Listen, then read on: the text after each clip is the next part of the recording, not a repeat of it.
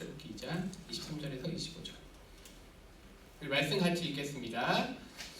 짧으니까 함께 읽겠습니다. 여러 해 후에 애굽 왕은 죽었고 이스라엘 자손은 고된 노동으로 말미암아 탄식하며 부르짖으니 그 고된 노동으로 말미암아 부르짖는 소리가 하나님께 상달된지라. 하나님이 그들의 고통 소리를 들으시고 하나님이 아브라함과 이삭과 야곱에게 세운 그의 언약을 기억하사 하나님이 이스라엘 자손을 돌보셨고 하나님이 그들을 기억하셨더라. 아멘. 네, 창세기는 이제 요셉 이야기로 끝을 맺습니다. 사실 창세기를 보면 해피엔딩이죠. 아브라함과 이삭과 야곱, 요셉. 또 요셉의 이야기만 보면 형제들 간의 갈등, 또 여러 가지 문제가 있었는데 이것들을 잘 극복해서 창세기는 아주 해피엔딩으로 끝나게 됩니다. 그러면서 이제 우리가 출애굽기를 시작하는데 출애굽기는 약간 좀 뉘앙스가 달라집니다. 우리가 오늘 이제부터 이번 주부터 몇 주간 한 6주 정도 출애굽기의 말씀을 한번 살펴보도록 하겠습니다. 출애굽기는 시작하면서 한글 성경에는 등장하지 않고 심지어 영어 성경에도 등장하지 않지만 히브리어 성경에는 이렇게 시작됩니다. 그리고라고 시작됩니다. 즉 창세기의 내용에 이어서 출애굽기 내용이 이어진다는 거죠. 그러면서 출애굽기의 시작은 이렇게 시작됩니다. 이스라엘 자손은 생육하고 불어나 번성하고 매우 강하여 온 땅에 가득하게 되었더라. 이 말씀을 살펴보면 어떤 거죠? 바로 하나님께서 창세기가 시작될 때 생육하고 번성하라 라고 했던 그 명령이 아담으로부터 시작을 해서 노아, 그 다음에 다시 한번 아브라함, 이삭, 야곱, 요셉. 그래서 출애굽기는 야곱의 가족들이 이렇게, 즉 이스라엘 자손이라고 하는 건 야곱의 후손들은 생육하고 불어나 번성하고 매우 강하여 온 땅에 가득하게 되었더라고 시작을 합니다. 즉 창세기에 하나님의 예언과 명령이 성취되었다는 것을 우리가 알 수 있습니다. 그런데 이 바로 다음 구절은 바로 뉘앙스가 바뀌게 됩니다. 요셉을 알지 못하는 새 왕이 일어났다고 얘기합니다. 우리가 창세기를 쭉 읽어오면서 우리가 들었던 내용은 뭐죠? 하나님께서 요셉을 통해서 애굽도 축복하시고 이스라엘 자손도 축복하신 걸 알게 됩니다. 즉 쉽게 얘기하면 하나님께서 하나님 나라의 백성을 선택하셔서 특별히 요셉을 통하여서 요셉뿐만 아니라 야곱의 후손들, 나아가 열방이 축복을 받게 하는 것으로 끝나게 됩니다. 그런데 애굽의 새 왕, 다른 말로 얘기하면 이 세상의 사람들은 하나님 나라의 일들에 대해서 크게 관심을 갖지 않는다는 것을 우리는 발견합니다. 그런 표현이 바로 요셉을 알지 못하는 새 왕이 일어나서 애굽을 다스렸다라고 표현되어 있죠. 즉 세상은 교회가 이 땅에 준 축복에 대해서 아주 큰 관심이 없습니다. 다른 말로 얘기하면 교회와 하나님 나라와 복음에 대한 큰 관심이 없다는 것이죠. 이거는 우리가 어떻게 볼 수 있을까요? 예를 들면 이렇습니다. 한국의 이전에, 즉 조선의 후기 조선 시대에 교회가 들어오게 되고 복음이 이 땅에 들어오면서 땅은 한국 땅이지만 조선과 대한제국 때 교회는 이 땅에 복음을 선포함과 동시에 많은 사람들에게 신분을 타파하게 되고 이게 근세로 가는 증거거든요. 그리고 근대 교육의 가장 큰 특징은 뭐죠? 여성이 교육을 받게 하는 겁니다. 참정권을 갖게 하는 겁니다. 복음이 들어가는 곳마다 그러한 일들이 발생했습니다. 그런데 지금 오늘날 보면 우리 한국 사회가 교회에 대해서 복음에 대해서 큰 관심을 갖지 않는 것처럼 요셉을 알지 못하는 새 왕도 거기에 관심을 갖지 않습니다. 그러면서 11절에 감독들을 즉 이집트에 있는 이스라엘 백성들 위에 세우고 그들에게 무거운 짐을 지워 괴롭게 하였다고 하였습니다. 그리고 그들에게 바로를 위하여, 즉 세상을 위하여, 근데 더 구체적인 세상이 아니죠. 바로를 위하여라는 표현이죠. 국보성 비돔과 람셋을 건축하게 하니라. 즉 새 도시 건축을 하게 되고 새 나라. 여기서 말하는 새 나라는 이 세상에 아주 융성하게 되는 나라죠. 우리가 이집트 하면, 애굽 하면 생각나는 게 스핑크스와 피라미드가 있죠. 그러한 국가 도시들을 이제 새로 만들어졌다고 우리가 알 수 있습니다. 그런데 이것들이 정당하게 대가를 지불한 것이 아니라 이제 이스라엘은 이집트를 축복한 나라에서 이집트의 종으로 전락하게 됩니다. 즉 창세기에서 출애굽기가 넘으면서 약 320년, 짧게는 320년, 길게는 이제 400년의 시간인데요. 이 시간 동안 이스라엘은 엄청난 핍박을 받게 됩니다. 그러한 표현들이 바로 무거운 짐을 지워서 비돔과 라암셋을 건축하게 했다는 거죠. 우리가 알고 있지만 라암셋, 고센은 이스라엘 사람들이 살던 땅인데 거기에 이 사람들을 종으로 전락시키고 새 도시를 건축했다는 거죠.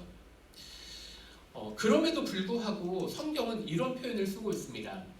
학대를 받을수록 더욱 번성하여 퍼져나간다. 이게 하나님 나라가 가지고 있는 아주 놀라운 특징들입니다.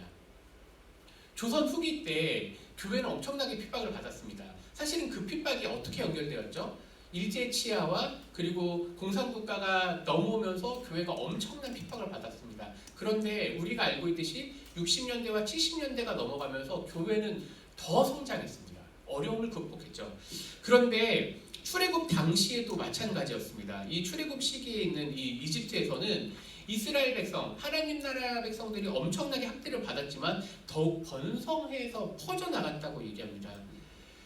이러한 것들로 말미암아 세상은 도전을 받습니다. 어떤 도전을 받냐면 위기의식을 느끼는 거죠. 바로 파라오라고도 얘기했던 이 바로는 더욱더 가혹하게 이들을 괴롭힙니다. 출애굽기 1장 14절에 어려운 노동으로 그들의 생활을 괴롭게 하니 곧 흙 이기기와 벽돌 굽기와 농사의 여러 가지 일이라. 그 시키는 일이 모두 엄하였더라. 성경이 아주 부드럽게 표현되어 있죠. 이걸 제가 사진으로 한번 준비해 왔습니다. 이런 식으로 벽돌을 쌓게 했습니다. 그리고 이 벽돌을 쌓게 하면서 구운 이 진흙벽돌을 하게 했는데 오늘날도 이런 일들은 아주 고된 3D 업종에 포함되어 있는 건데 당시에는 기술이 발달되지 않았기 때문에 아마 이것과 큰 방식이 다르지 않을 겁니다. 즉 이집트 강가 나일강에 가서 진흙을 퍼와가지고 적당한 틀을 만들어서 거기에 이제 진흙을 이겨내서 그리고 그것을 말려서 벽돌로 쌓고 또 나가서 아마 이것이 더 커지는 형태가 아마 피라미드와 이런 스핑크스를 쌓는 기초 작업이 되었을 겁니다. 우리가 사진으로만 봐도 땡볕에서 아주 고생하는 걸 보게 됐죠. 근데 이집트에 있는 이스라엘 백성들이 이러한 엄청난 고난과 핍박을 받게 됩니다. 그런데 여기에서도 여전히 하나님께서 역사를 하셔서 이스라엘 백성들은 이런 것들을 능히 이겨냅니다.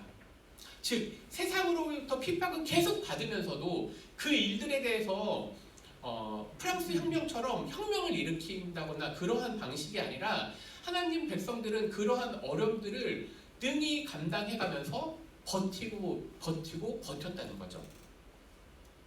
여기에서 이 애굽왕은 더 큰 도전을 받습니다. 그래서 하나님 나라 백성들을 더 핍박하게 됩니다. 그 말씀은 15절부터 또 나옵니다. 애굽왕이 히브리 산파 십부라고 하는 사람과 부하라고 하는 이 여성에게 이르되 너희는 히브리 여인을 위하여 해산을 도울 때에 그 자리를 살펴서 아들이거든 그를 죽이고 딸이거든 살려주라. 엄청나게 무서운 일을 명령하게 된 거죠.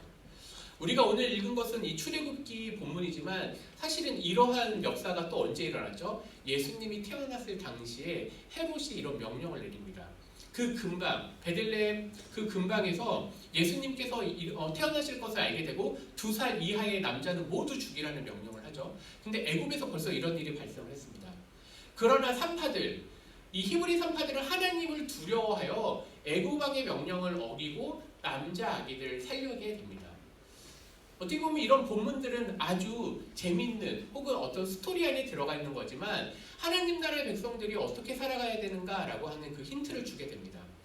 때로는 이 세상의 법들이 교회의 어떤 믿음의 법들, 어떤 믿음의 명령들, 그 영적인 생활들에 대해서 핍박할 때가 있습니다. 그런데 우리는 어떤 선택을 하게 되죠? 바로 이런 표현입니다. 하나님을 두려워하였기 때문에 남자 아기를 살립니다. 하나님이 그 산파들에게 은혜를 베푸시니 그 백성은 번성하고 매우 강해졌다고 합니다. 즉 핍박 가운데 고난 가운데 여전히 하나님 나라 백성들이 성장하고 있다는 것을 우리는 보게 됩니다. 그 산파들은 하나님을 경외하였으므로 하나님이 그들의 집안을 흥함하게 하셨다고 하였습니다. 근데 여기에서만 이야기가 끝난 게 아니죠. 바로가 다시 이 여인들을 불러냅니다. 그러면서 왜 너희는 남자 아기들을 살렸느냐? 근데 마침 하나님께서 아마 이 여인들에게 지혜를 주셔서 이렇게 표현합니다. 제가 본문엔 준비하지 않았지만 히브리 여인은 아주 건강해서 산파가 도착하기도 전에 해산합니다. 그래서 죽일 수가 없었습니다. 그리고 20절, 21절이 나오는 거죠. 하나님이 그 산파들에게 은혜를 베푸셨다. 우리는 오늘 출애굽기의 시작을 보면서 고통받고 있는 하나님 나라의 백성들을 보게 됩니다. 어쩌면 이 시대에 한국일 수도 있고 아니면 가깝게는 북한, 또 중국에서 있는 우리 교회들, 또 이런 아랍이나 이렇게 아랍이나 이런 문화들 가운데 그 이슬람권에서도 핍박받고 있고 힌두 문화에서나 아니면 불교 그런 나라에서도 핍박받고 있는 우리들의 믿음의 백성들의 삶을 보게 되는 거죠. 그러면 우리는 이 본문을 읽으면서 어떤 생각을 할 수 있을까요? 하나님은 무엇하고 계실까? 고난받고 있는 이스라엘 백성들처럼 이 시대에도 여전히 고난받고 있는 주의 백성들을 위해서 하나님은 무엇을 하고 계시는가? 이런 질문을 당연히 하게 됩니다. 출애굽기 2장 23절과 25절 오늘 본문입니다. 이스라엘 자손은 고된 노동으로 말미암아 탄식하며 부르짖으니 그 고된 노동으로 말미암아 부르짖는 소리가 하나님께 상달된지라. 여기서부터 이제 24절은 이제 23절은 주어가 이스라엘 자손이었다면 24절부터 하나님으로 바뀌게 되죠. 하나님이 그들의 고통 소리를 들으시고 하나님이 아브라함과 이삭과 야곱에게 세운 그의 언약을 기억하사 하나님이 이스라엘 자손을 돌보셨고 하나님이 그들을 기억하셨더라. 우리나라 표현으로는 기억이라는 표현을 우리가 쓰고 있지만 이제 사실은 좀 달라요. 이제 기억하다는 리멤버나 노우의 이런 차이가 좀 정해져 있죠. 하나님은 무엇을 하셨을까요? 정리를 해봤습니다. 하나님은 고통받고 있는 이스라엘 백성들의 그 목소리를 들으시고 또 기억하시고 여기서 리멤버가 쓰이죠. 돌보시고 see 보셨다. 그리고 기억하셨다. 우리나라 말로는 기억하셨다지만 영어로 보면 know 그리고 히브리어를 봐도 know 알고 계셨다. 즉 이런 표현은 언제 쓰이냐면요. 아담이 하와를 아는 것처럼 할 때 그 야다라고 하는 히브리어를 쓰는데 여기에서도 그 표현을 씁니다. 하나님이 그걸 알고 계신다. 하나님은 듣고 계시고 기억하시고 돌보고 깊이 아셨다고 되어 있습니다. 우리는 고난받고 있는 여전히 이 땅에서와 그리고 이 시대에 고난받고 있는 주의 백성들을 우리는 뭐 하게 되죠? 듣게 됩니다. 기억하게 됩니다. 또 돌보고 그들에 대해서 알게 됩니다. 예를 들면은 지금 미얀마의 민주화 운동에 대해서도 얘기가 많죠. 아마 이거는 제가 정확하게는 알 수 없지만 그냥 민주화 운동이 일어나지만 아마 지금 국제사회는 이 독재를 하고 있는 그 사람을 인정해 줄 것으로 한번 보게 됩니다. 왜냐하면 국제회의에 벌써 그들을 초대하셨거든요. 그것과 다르게 하나님께서는 그럼 어떻게 하셨을까? 당시의 수많은 통치자들은 바로의 이런 완악한 행동들에 대해서 인정했습니다. 근데 하나님은 그걸 보고 계시는 게 아니죠. 북한에서 지금도 여전히 고통받고 있는 주의 백성들을 하나님은 듣고 기억하고 돌보고 또 깊이 안다고 하셨습니다. 출애굽기에서 놀라운 거는 히브리 산파 아주 작은 여인의 이름은 십부라 부하라고 이름을 밝혔습니다. 그런데 바로 당시에 가장 위대한 왕, 가장 영향력이 많은 그 이집트 대왕의 이름은 성경은 그냥 바로라고만 다루고 있습니다. 여기서 우리는 하나님이 주목하고 계시는 것과 하나님이 관심이 없는 걸 보게 됩니다. 여기서 또 우리는 어떤 걸 보게 되죠? 그렇다면 우리 주의 백성들은 어떻게 살아가야 되는가? 주의 백성들은 무엇을 해야 되는가? 여기서 우리는 또 하나님의 원칙들을 발견하게 되는 거죠. 하나님이 듣고 계시는 게, 하나님이 기억하시는 게 뭘까? 그러면 이거는 결국 고난받고 있는 그들의 목소리를 하나님은 듣고 계시고 그들을 보고 계신다는 거죠. 오늘날 우리에게 도전 주는 건 바로 그 부분입니다. 물론 미얀마 같은 민주화를 위해서 여러 가지 활동들이 있죠. 그것들에 대해서 때로는 응원하는 것도 좋은 행위지만 우리가 주목해야 될 것은 하나님 나라의 백성들, 저 북쪽에서 고통받고 있는 그 교회들, 그리고 이슬람권에서 여전히 목숨을 걸고 사역하는 우리들의 사역자들, 또 힌두권과 불교에서 주의 백성들을 위해서 열심히 그 교회를 지키고 있는 그들에게 우리의 관심이 또 쏠려야 되겠죠. 고통 속에서 하나님은 무엇을 하고 계실까요? 하나님은 그것을 깊이 아신다고 하셨습니다. 성경에는 이런 얘기가 크게 한 3개 정도 뽑을 수 있죠. 첫 번째는 애굽에서 종된 살이 한 400년, 그리고 바벨론 땅으로 70년간 끌려간 그 70년, 그리고 로마의 핍박과 압제 속에 있었던 그 초대 교회들. 하나님께서는 그 시대에 필요한 복음과 그리고 고난을 이기게 하시는 것을 주게 됩니다. 저는 출애굽기를 시작하면서 한 사람의 이름을 지금 안 꺼냈습니다. 바로 모세입니다. 다음 주부터 우리는 하나님께서 이스라엘 백성들을 어떤 방식으로 구원하셨는지 모세의 삶을 통해서 밝힐 겁니다. 또 우리는 성경을 읽다 보면 이 포로 70년을 예언하게 하시고 또 그것을 돌아오게 하시는 하나님을 나중에 발견하게 될 겁니다. 핍박받는 그 로마에게 압제받는 그 시대 속에서 하나님은 독생자 예수 그리스도를 이 땅에 보내시고 또 바울과 초대교회의 그 사도들을 통해서 교회를 살리셨습니다. 하나님은 때에 따라 시프라와 부하를 보내시고 모세를 준비시키셨습니다. 광야 땅에 나갔을 때는 메추라기와 만나로 돌보셨습니다. 우리는 이제 출애굽기를 통해서 하나님의 구원과 하나님의 돌보심을 이제 우리가 매주 듣게 됩니다.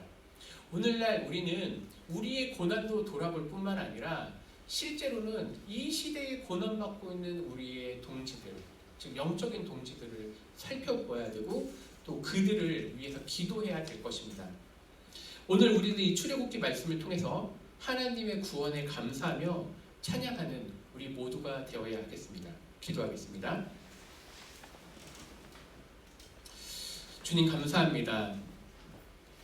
핍박받는 그 이스라엘 백성들을 기억하시고 그들을 돌보시고 그들에게 깊은 공감을 하고 계시는 그 주님을 발견하게 되었습니다.